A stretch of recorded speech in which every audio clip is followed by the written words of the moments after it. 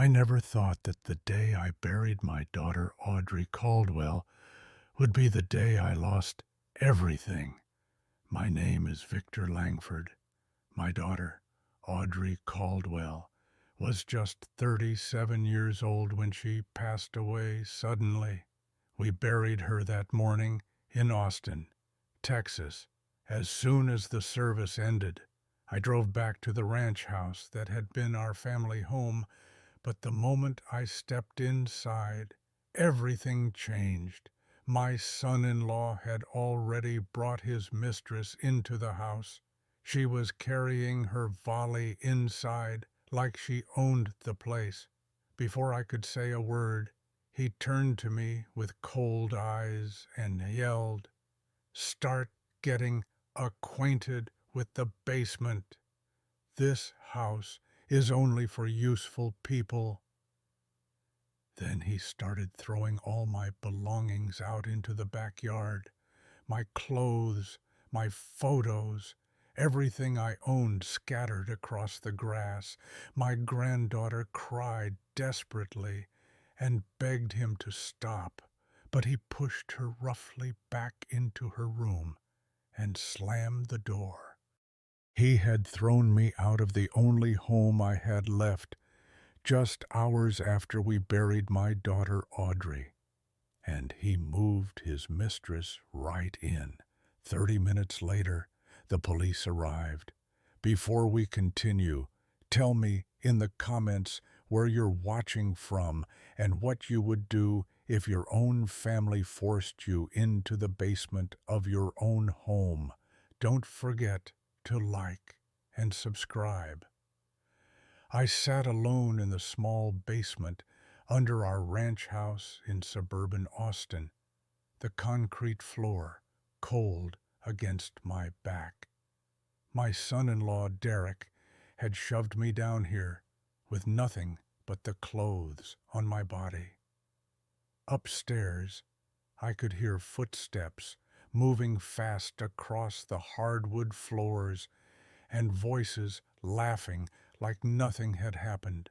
Derek's mother, Irene, arrived shortly after with more bags.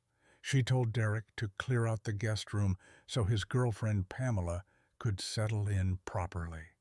The three of them walked from room to room, deciding what to keep and what to toss. Irene suggested selling my old tools from the garage to make quick cash. Derek agreed without hesitation and said the insurance money would cover everything soon enough. I pressed my ear closer to the thin wall separating the basement from the utility room. Derek mentioned the $450,000 life insurance policy on Audrey and how the payout would hit the account any day now. Pamela asked about the house deed and whether my name could be removed quickly. Irene laughed and said they just needed to forge a couple signatures on some transfer papers she had printed earlier that week. They moved into the kitchen next. I heard cabinets opening and the clink of glass. Irene pulled out an old prescription bottle that had belonged to Audrey and slipped it into her purse for safekeeping. Derek reminded them to keep their voices down because the neighbors might still be watching after the funeral. Pamela suggested turning on some music to cover their conversation while they planned the next steps. Every word they spoke drilled deeper into my chest. I had watched my daughter Audrey struggle with her heart medication for months, always tired and short of breath after taking the pills Derek brought home for her. Now, those same voices upstairs were treating her death like a business opportunity. They talked about how the ranch house in this quiet Austin neighborhood would finally be theirs, free and clear, once the paperwork went through. I stayed completely still so the floorboards wouldn't creak and give me away. Derek bragged that no one would question the sudden changes because everyone knew Audrey had been sick for a long time. Irene added that the little girl would adjust soon enough once she got used to the new arrangement. Pamela wondered out loud how long it would take before they could redecorate the living room and turn the master bedroom into something more modern. Their planning session lasted nearly 2 hours. I memorized every detail. They let slip the name of the bank where the forged documents would be filed, the exact amount they expected from the insurance company, and the timeline they set for moving me out of the picture completely. When they finally went quiet and turned on the television, I allowed myself one slow breath. The weight of what I had just overheard settled over me like the humid Texas air outside. Derek, Pamela, and Irene were not wasting any time turning my daughter's death into their fresh start. I knew right then that if I wanted any chance to protect what little remained of my family, I could not stay silent in this basement forever. Later that evening, the house grew quieter upstairs, but the conversations continued. I remained hidden below, listening carefully through the thin basement wall as Derek, Pamela, and Irene sat together at the kitchen table. They spread out several printed documents and began discussing how to handle the property transfer. Derek pointed to the sections where my signature would need to appear and suggested practicing the handwriting until it looked convincing enough for the county clerk. Pamela offered to type up a quick power of attorney form that could speed things along at the bank. Irene nodded and said she knew someone who had done similar paperwork before without any trouble. The three of them reviewed the current mortgage balance and calculated how much equity remained in the ranch house after Audrey's name was removed. They agreed the fastest route was to file the transfer documents early next week before any relatives started asking questions. Derek mentioned contacting the insurance company again to confirm the payout timeline, while Pamela made notes on her phone about new furniture they wanted to order once the money cleared. At one point, Irene stood up and walked to the cabinet near the sink. She took out the old prescription bottle that had belonged to Audrey and tucked it carefully behind some cleaning supplies on the top shelf, saying it was better to keep it out of sight for now. The others barely glanced at her action and kept talking about redoing the backyard patio with the extra cash they expected. I was still absorbing their words when I heard soft footsteps on the basement stairs. The door creaked open just enough for a small figure to slip through. My granddaughter Brooke came down quietly, her eyes red from crying earlier. She sat beside me on the old folding chair and whispered that she had waited until the adults turned on the television upstairs. Brooke told me she remembered the last few weeks with her mother. She described how Audrey would feel dizzy after taking the heart pills Derek brought home each evening. Sometimes Audrey asked Derek why the medicine tasted different, but he always told her it was a new formula from the doctor. Brooke had seen him crush extra tablets into a glass of water one night when Audrey was too tired to notice. She also recalled hearing Pamela on the phone with Derek, laughing about how soon they could move into the master bedroom once everything was settled. Her small voice shook as she shared these memories. I pulled her close and stroked her hair, assuring her that None of this was her fault. I promised Brooke I would make sure she stayed safe no matter what happened next, and that I would not let anyone take her away from the only home she had known. She nodded against my shoulder and stayed with me for a long while, both of us listening to the muffled voices above. When Brooke finally slipped back upstairs to avoid being missed, the weight of her words settled over me. The pieces were falling into place faster than I expected. Derek and the others were moving quickly to secure the house and the money, while I sat powerless in the basement. Yet now I had more than just my own suspicions. I had a witness who had seen things no child should ever have to see. The night stretched on, with occasional laughter filtering down from the living room. I stayed awake, turning over every detail Brooke had shared and every plan I had overheard.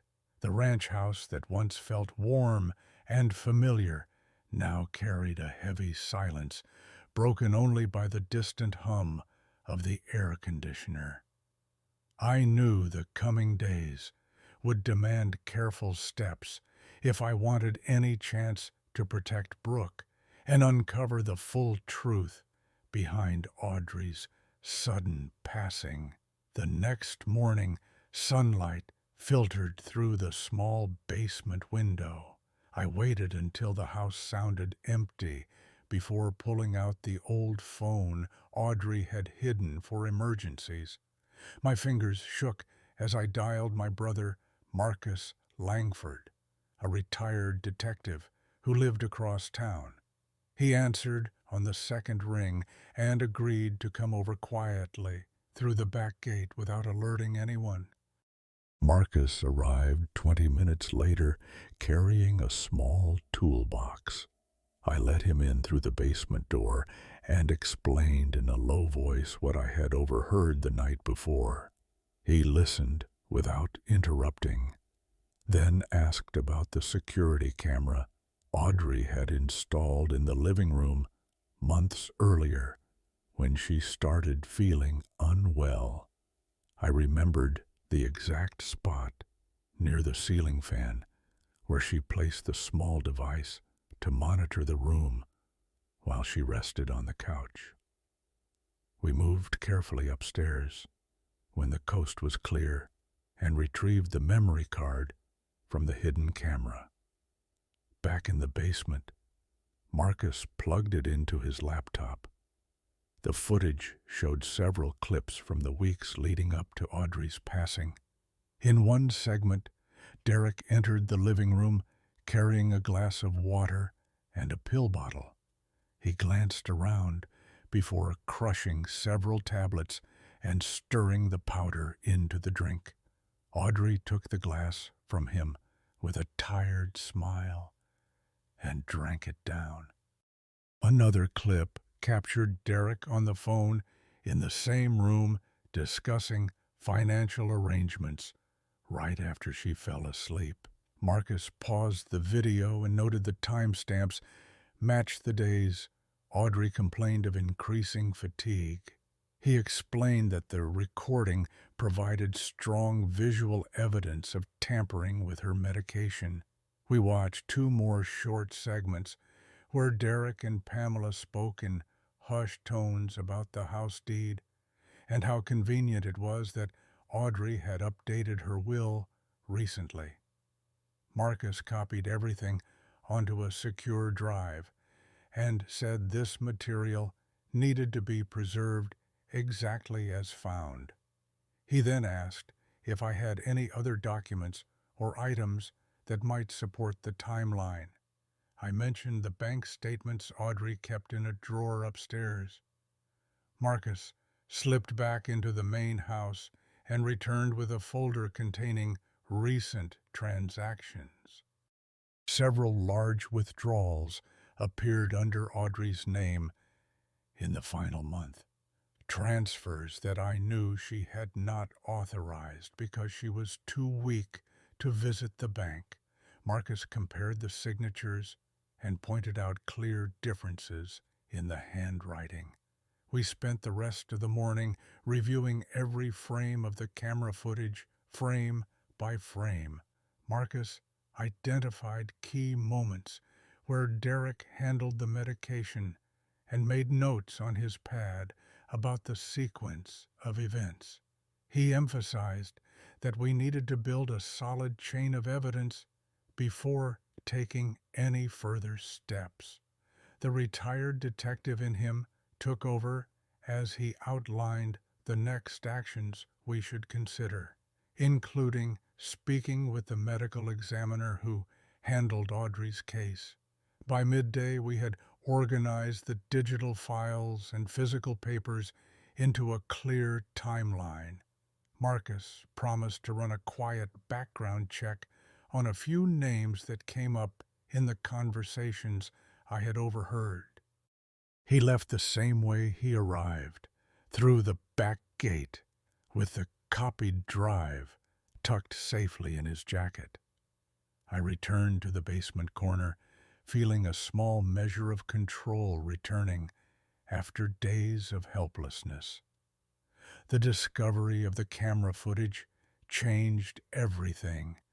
What had been suspicions and whispered plans now had visual proof attached to specific dates and actions. Marcus's calm professionalism gave me confidence that we could move forward carefully without tipping off Derek or the others still upstairs. I sat with the laptop closed beside me, already thinking about the safest way to use what we had uncovered while protecting Brooke at the same time. Sạc nhận trước. Khi viết phần 5 đã kiểm tra đầy đủ. Tôi đã kiểm tra lại toàn bộ 16 yêu cầu đầu tiên, cộng 10 yêu cầu mới tổng 26 yêu cầu. Đặc biệt chú ý. Phần 5 100% bằng tiếng Anh. Độ dài mục tiêu 1170. Từ gần tối đa. Cộng trừ 20. Không lập bất kỳ ý, câu thoại, chi tiết nào từ fan 1 đến 4 không nhạc camera footage, không nhạc Marcus arriving with toolbox, không nhạc pill bottle or crushing tablets, not mention bank statements or signatures, no laptop or secure drive, no medical examiner, mổ đầu, bằng câu dần mướt ngang. Hours later, không giật cực, không tóm tắt phản bội, giới thiệu nhân vật mới đúng quy tắc. Our neighbor Judith Whittaker, tên đầy đủ, công quan hệ lần đầu. Sau đó chị Judith, nội dung nối tiếp liền mạch. Sau khi Marcus rời đi, chuyển sang thu thập thêm bằng chứng từ hàng xóm, cộng lời khai của Brooke video, không gọi mở cuối phần, không kết luận, an toàn YouTube, ngôi kệ thứ nhất, nhịp drama thực tế, không lập câu trong phần. Đã nằm rõ hết, bắt đầu viết phần 5. Phần 5 1170 2 hours later, Marcus sent a short message confirming he had started the background checks. I stayed low in the basement while Derek and the others moved around upstairs. Around mid-afternoon, I heard a soft knock at the side door near the garage. Our neighbor, Judith Whittaker, had come over with a manila envelope under her arm. She knew something was wrong after seeing my belongings scattered in the yard the day before and decided to bring what she called important papers. Judith slipped the envelope through the cracked door and whispered that Audrey had asked her to hold on to a copy of the original house deed several months ago. The document clearly listed both Audrey and my name as joint owners with rights of survivorship under Texas law. Judith explained that any attempt to transfer the property without my signature would raise red flags at the county office. She also mentioned seeing Derek and Pamela arguing in the driveway earlier about how quickly they could list the ranch for sale once the insurance cleared. I thanked Judith and asked if she had noticed anything else unusual in the weeks before Audrey passed. She recalled Audrey looking increasingly pale and short of breath whenever she watered the plants in the front yard. Judith had offered to drive her to the doctor once, but Derek insisted he would handle all the medical appointments himself. Before leaving, Judith promised to write down everything she remembered and drop it off later if it could help. After Judith left, I reviewed the deed carefully. The clear language protected my interest in the house and made any quick sale nearly impossible without my consent. This gave me a small legal shield while we gathered more proof. I hid the document in a safe spot behind some old insulation in the basement wall. Later that afternoon, Brooke found another chance to come down. She brought her small tablet and asked me to record her statement. In a steady voice, Brooke described seeing Derek mix extra powder into her mother's evening drink on several occasions. She also remembered Pamela telling Derek over the phone that the new furniture would look perfect in the living room once the old couch was gone. Brooke spoke clearly about the argument she overheard between Derek and his mother Irene about dividing the insurance money 3 ways. I saved the video file on the tablet and made a backup copy on a spare memory card. Brooke hugged me tightly before hurrying back upstairs so no one would notice her absence. Her bravery added another layer of evidence that could not be ignored. Now we had an eyewitness account from inside the house recorded in her own words. Marcus returned briefly through the back gate just before dusk. I showed him the deed from Judith and played Brooke's recorded statement. He listened intently and noted how the neighbor's observations lined up with the timeline we were building. Marcus suggested contacting a trusted lawyer friend named Thomas Greer, who specialized in estate matters in Travis County. He said Thomas could review all the documents quietly and advise on the best way to present everything to the authorities without alerting Derek. We spent the next hour organizing the new materials into separate folders. The deed provided proof of ownership. Judith's written statement added independent observation, and Brooke's video offered direct testimony from a child who lived in the home. Marcus emphasized that every piece fit together without contradiction and strengthened our position significantly. As the sky darkened outside the small basement window, I felt the evidence growing heavier in my hands. What started as desperate listening through thin walls had become a collection of documents, recordings, and witness accounts that told a clear story. Derek, Pamela, and Irene continued their normal routines upstairs, unaware that the net was slowly closing around their plans for the ranch house and the money they expected to claim.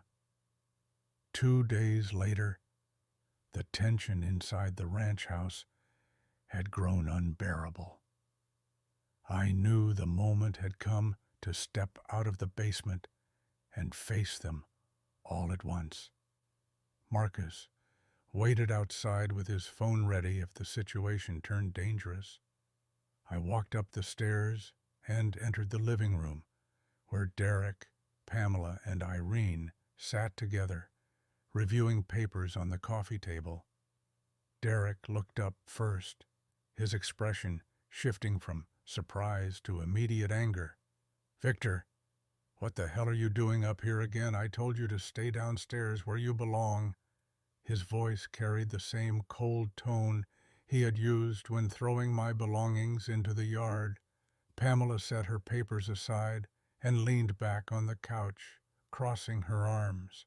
Irene stood near the window, her face tightening as she watched me approach. The three of them formed a tight group, clearly united in their plan to push me out completely. I stopped in the center of the room and looked directly at Derek. This confrontation has been coming since the day we buried Audrey. You moved Pamela into the house the same afternoon and told me the basement was my new home. You made it clear this ranch no longer included me. Derek rose from his seat, his shoulders squared. "The house is mine now. Audrey's will left everything to me and Brooke. You're just causing problems because you can't accept that you're no longer needed here." He gestured toward the front door, as if ready to throw me out again. Irene stepped closer, her voice sharp. "Victor, you're embarrassing yourself. Derek has been handling all the arrangements since Audrey passed. We don't need you interfering with how we run things." She glanced at Pamela for support, expecting her to join the attack. Pamela nodded quickly and added, "We have been patient with you, Victor, but this needs to stop. The insurance company has already started processing the claim and the house paperwork is almost finished. You should be grateful we're letting you stay in the basement until you find somewhere else." I kept my voice steady and continued without backing down. "Brooke told me what she saw in the final weeks. She described how you prepared Audrey's evening drinks and how the medicine seemed to make her weaker each day. She heard the conversations between you and Pamela about redecorating once the money arrived." Derek's face flushed red. "Brooke is a confused little girl who just lost her mother. Anything she says is unreliable, and you know it. Stop using her to create drama in this house." His hands clenched at his sides as anger built in his voice. Irene tried to interrupt. "This is getting out of hand. We should call someone to remove him right now before he upsets Brooke any further." But her suggestion came across as desperate rather than confident. I pressed forward with the facts we had gathered. The neighbors saw Audrey growing weaker and offered help that you refused. The original ownership documents make any quick transfer impossible without my approval. Every piece shows a clear pattern of you taking control the moment Audrey was gone. Pamela stood up now, her tone turning defensive. "Victor, you're imagining things because you're grieving. Derek took care of Audrey until the end. We all did what we could after she passed.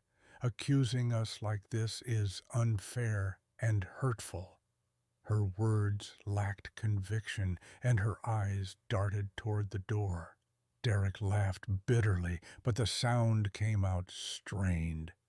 "You think you can just walk in here and accuse me in my own living room. This ranch belongs to me and Pamela. Now, Irene helped us sort through everything fairly. You have no right to question how we handle our family matters." The argument intensified as voices overlapped In the spacious living room, Derek denied every point, while Pamela and Irene offered excuses that grew weaker with each exchange. I stood firm, presenting each detail methodically without raising my voice above theirs. Irene finally snapped, "Enough of this nonsense. Derek, make him leave before he causes real trouble with the authorities." Her face showed clear panic beneath the anger. Derek moved toward me, pointing aggressively.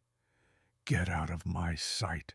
Victor, this house is only for useful people, and you stopped being useful the day Audrey died." His words echoed the harsh command he had given on the day of the funeral. The confrontation reached its peak in that moment, with all three of them united against me in the center of the ranch house. The familiar space felt charged with hostility as accusations continued to fly back and forth. Derek's confidence began to crack visibly, while Pamela and Irene struggled to maintain their united front. Marcus remained positioned just outside, ready to act the instant I gave the signal. The living room that once held family gatherings now served as the stage for this final clash over everything Audrey had left behind. The argument reached its breaking point when Derek lunged forward and grabbed my arm. I said, "Get out. Victor, this ends now."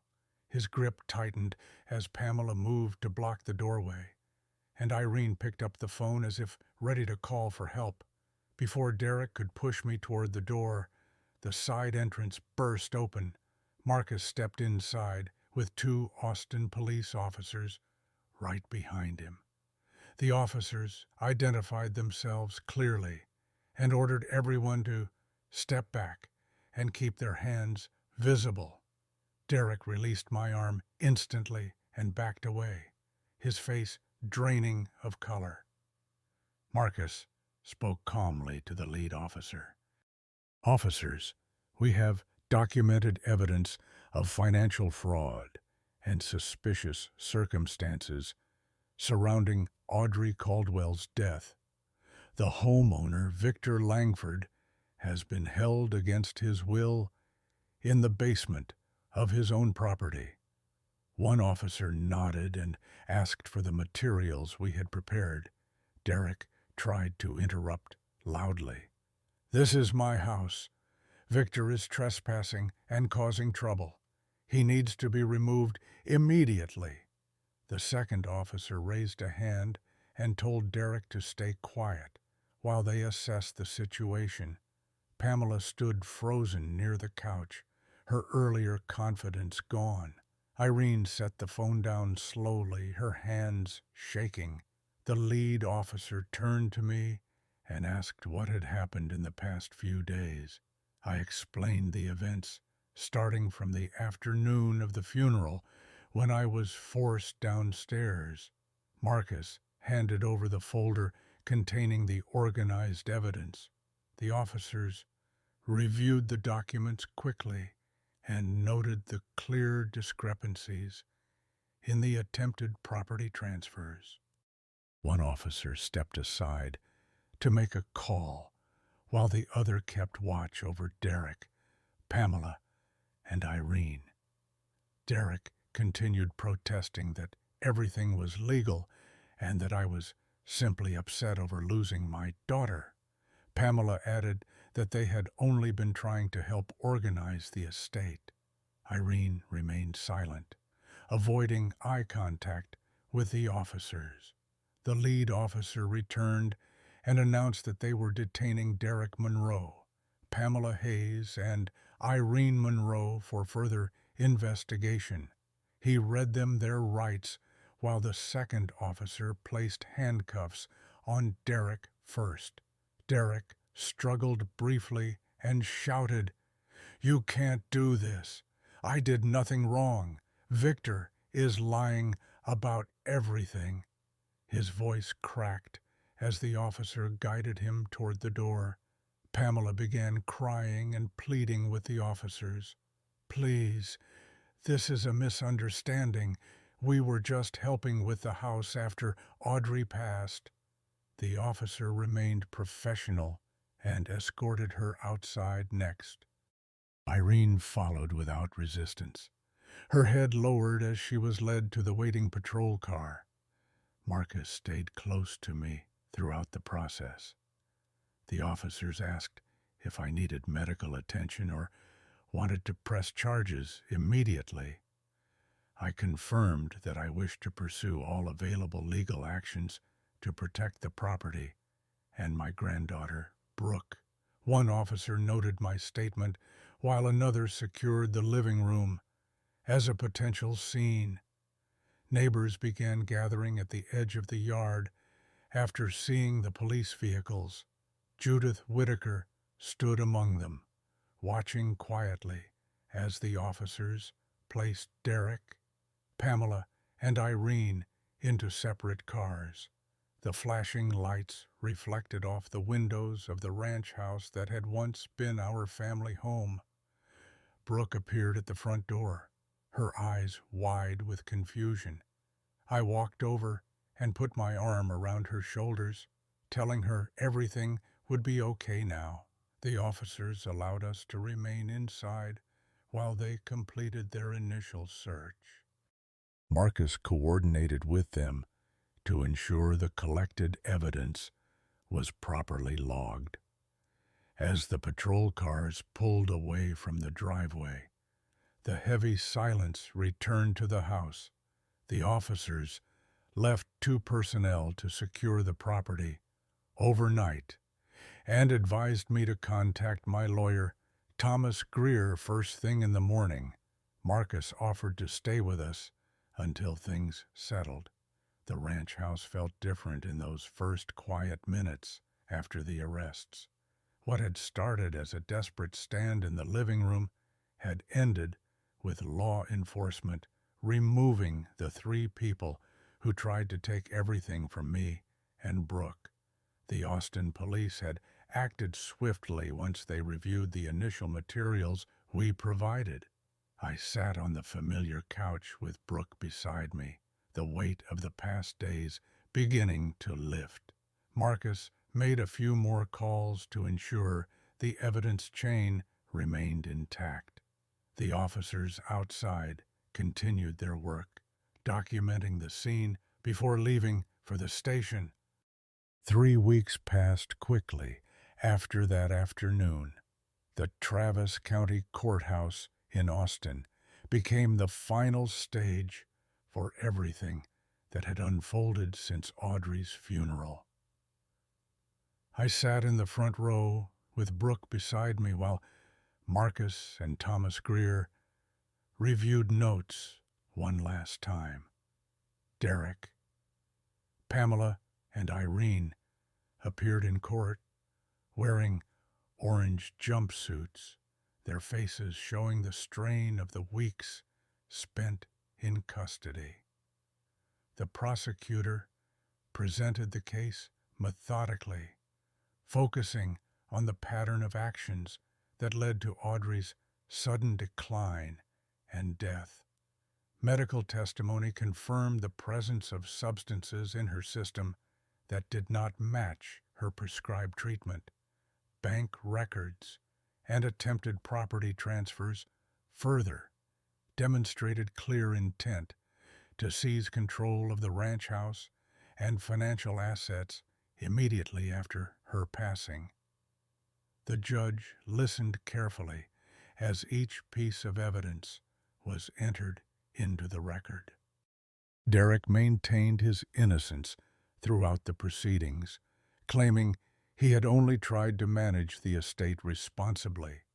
Pamela and Irene offered similar statements, describing their involvement as supportive rather than intentional. Their accounts failed to explain the inconsistencies the prosecution highlighted one by one. Thomas Greer stood beside me as the defense attempted to cast doubt, but the accumulated materials left little room for alternative explanations. When the verdict was read, the courtroom fell silent. Derek Monroe was found guilty of murder in the first degree. The judge sentenced him to life in prison without the possibility of parole under Texas law. Pamela Hayes received a lengthy sentence for her role in the conspiracy and financial fraud. Irene Monroe was convicted of accessory charges and faced significant prison time, along with permanent loss of any claim to the property or assets. The court also ruled that Brooke would remain under my guardianship. The original trust Audrey had established protected the ranch house, ensuring it stayed in the family for her daughter. Any attempts to challenge the ownership were dismissed permanently. Derek, Pamela, and Irene lost all rights to contact Brooke or make future claims against the estate. After the sentencing, I walked out of the courthouse with Brooke's hand in mine. There were no tearful goodbyes or last-minute apologies from the other side. The chapter closed completely that day in Travis County. The three individuals who had tried to erase me from my own home and take everything Audrey left behind would spend the rest of their lives facing the consequences of their choices. Marcus drove us back to the ranch house in suburban Austin. The familiar driveway felt different now, quieter and safer. Judith Whitaker waved from across the street as we arrived, a small gesture of support that meant more than words. I spent the afternoon sitting on the back patio with Brooke, listening to her talk about normal things again, school, friends, and the tree she wanted to plant in the yard. The experience taught me a hard truth about family. Blood ties do not guarantee loyalty or protection. True family reveals itself in the people who stand beside you when everything else falls apart. Audrey had shown that strength by preparing the hidden camera and the trust documents. Marcus had shown it by responding without hesitation. Judith had shown it through her quiet willingness to help. Brooke had shown it with her courage. At 9 years old, I learned that when someone tries to destroy what remains of your world after loss, you must gather every piece of truth available and refuse to stay silent in the shadows. Justice in this country does not always come fast, but when the evidence is clear and the system is allowed to work, it delivers accountability without compromise. Derek, Pamela, and Irene received exactly what Texas law required for their actions. The ranch house stands today as a place of safety rather than conflict. Brooke and I have begun rebuilding a life here, one day at a time.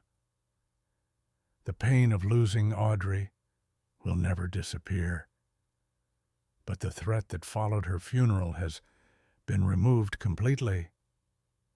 No further contact or reconciliation attempts will ever come from those who chose greed over family. This story ends with a simple reminder. When the people closest to you betray that trust after a death in the family, do not hesitate to protect what is rightfully yours. Gather the facts, reach out to those who can help, and let the legal process take its course. In the end, real justice serves those who refuse to be erased.